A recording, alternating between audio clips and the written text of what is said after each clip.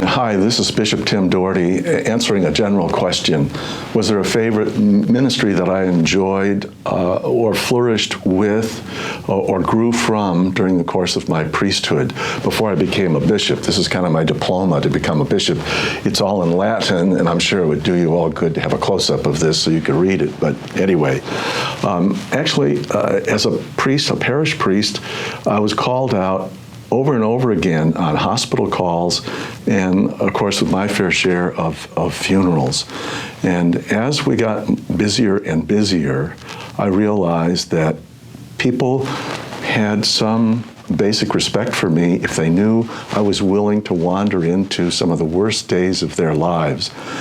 And it was amazing how few other demands people would make of me as a priest if they knew I was going to show up for those. Now, you hear that some people cast off this idea that there are some people who only need the church for baptisms and marriage and funerals, or as they said in the old days, to hatch, match, and dispatch.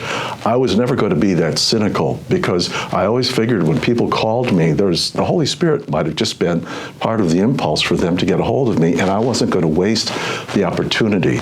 So I made lots of hospital visits and escorted people through their funeral preparations and a lot of funeral lunches and trips out to cemeteries and all of that thing.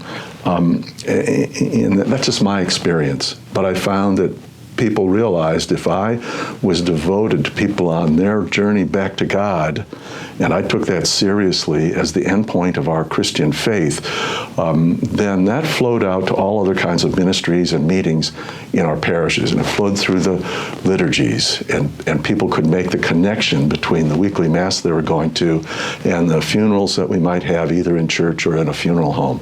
So I hope this doesn't sound sad or morose to you, but it was my point of contact with people in moments, and not because of any great character on my part. I just realized that grace would carry me into those moments. More than once, very often I'll say, I would be called into some emergency somewhere, and before I went in the door of wherever it was, I would say, Jesus, you've got me here, now you've got to really help me.